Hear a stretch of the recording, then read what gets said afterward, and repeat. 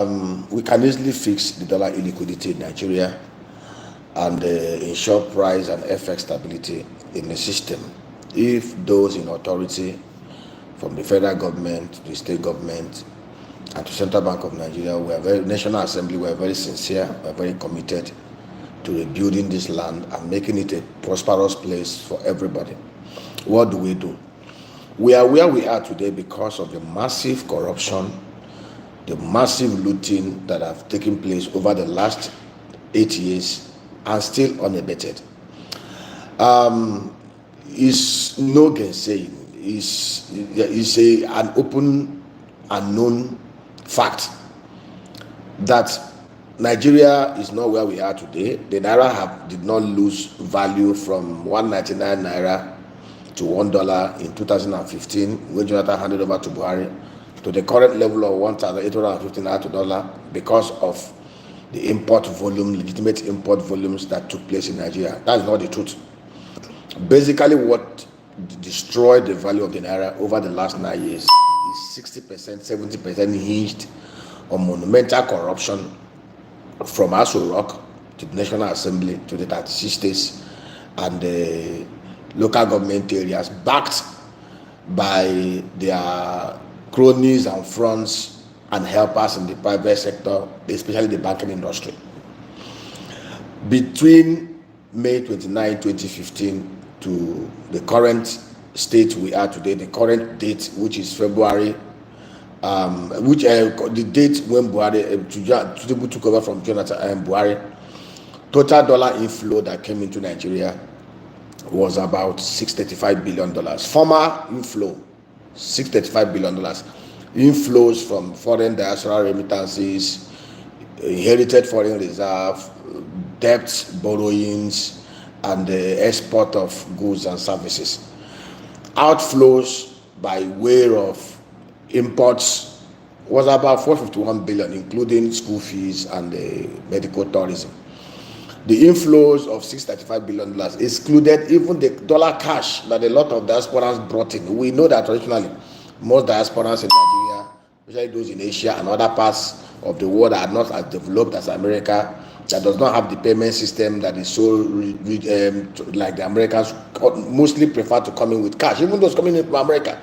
So when we talk about the excess dollar inflow of about $184 billion that came in over the last 8 years, we weren't talking about even those that came in with cash.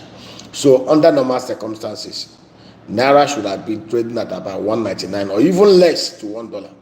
But the monumental corruption that happened over the last 8 years, which is history, moving forward, what do?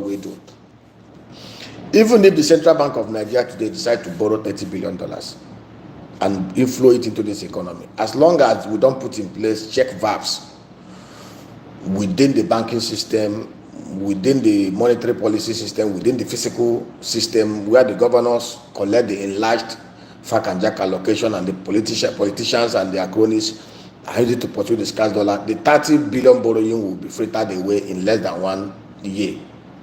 And I will explain why. What do? First of all, we need to shore up the supply side of the dollar. On the short term, I've already made suggestions on what we need to do. And what are the things we need to do? Currently, NNPC is valued at over $60 billion. We need to start the process of the federal government of Nigeria selling in their shares, selling down their investment in their shareholding in NNPC by about 55%. They can do a combination of IPOs and a divestiture. We can do combination of IPOs and divestiture of over $100 billion. So selling down 55% will give us about $34 billion. Extra new offering of about $40 billion. Investors will subscribe to it once they see that the NNPC will be transparently run like the Nigeria Liquefied Natural Gas. You will see investment flowing into this economy. NNPC will become more efficiently run. The appointment into the board, into the management will be shielded from political interferences. It will become more efficient, and then we'll have inflows, massive inflows coming in. And then some people will say, okay, it will take a long process. Yes, but once we appointed the book runners, the investment bankers that will midwife it, and we announce it based against the receivables that will be coming from the divestiture, we can borrow $20 billion as temporary overdraft against it, just like a kind of bridging facility. But if you borrow, even if you borrow $20 billion, based on the level of corruption in the public sector, aided by the banks, it will be frittered away. They will mop it up. Basically, the CBN has taken some very good policies.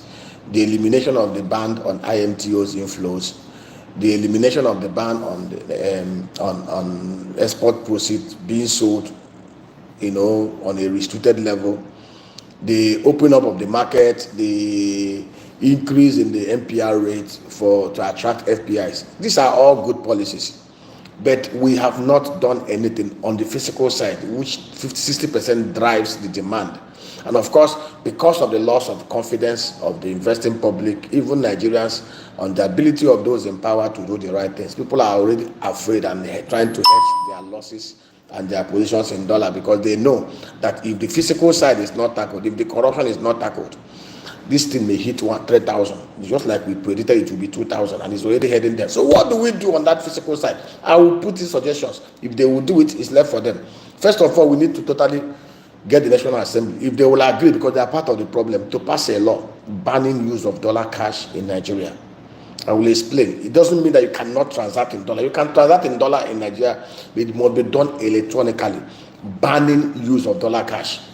Anybody that is caught using dollar cash in Nigeria will be sentenced to 2 years imprisonment without option of fine. What does it mean that cash will not be in the system? No. If you're coming in with your dollar from America, from South Africa, from anywhere, once you get to the entry point, there are many banks will be encouraged to set up branches, FX branches within the entry points, seaports, airports. Once you get in there, negotiate whatever rate that is good for you. Sell your dollar, collect cash, or transfer your dollar into your DOM account, and be taking naira from your DOM, be selling it gradually through electronic transfers, and use your naira. No more dollar cash in the system.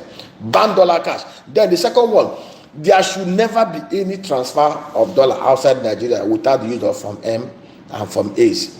It is no hidden secret. It is no secret that the 60-70% demand pressure on the dollar is speculative and criminal driven by the political elites working with the bankers and those that help them to launder money. So when you now make it compulsory for you to do any transfer, it must be backed with Form M and Form A. What it simply means, if you're paying school fees, if you're paying for medical things, it will be documented. CBN will have a record of what you're doing, so that we do not have illicit outflow of the dollar by criminals doing direct transfers to loot naira, use naira to buy dollar, to go and buy properties from Maryland to South Africa and all manner of things, to London and all those stuff. If you put these measures in place and then amend the CCB Act in such a way that the whistleblowing provision should be introduced, 20%. Public office holders must also be meant to declare their assets publicly. The law should be amended. It's not secret. You cannot do secret filing with the CCB of what we intend to steal in future. So you must declare your assets publicly. And an e-portal must be created by the CCB, where every Nigerian can go and check the declarations made by political office holders on what they own and what they owe. When we do this, what it will simply means, CCB will set up offices in 774 local government area. What it simply means is that when somebody is looting, people will be there to blow whistle. And when whistle is blown and the assets recovered, the loot recovered, the person that blow the whistle or group that blow the whistle will collect 20%. Deterrence is one of the ways to fight corruption. When you know that if you steal, you must be found out, you will not be tempted to steal, you will control yourself, and that is the truth.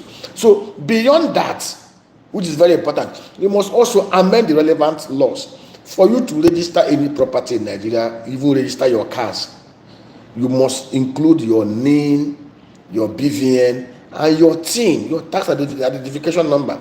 Where criminals, politicals use funds to launder their money, and then the law should be amended too, in make it in issue of money laundering. The onus, under normal circumstances, one is innocent until proven guilty. But under money laundering acts, somebody is guilty until found innocent. The onus is on you to prove without any doubt that the monies you have was gotten through legitimate means. So we need to do the right things. But of course, who will bear the cat?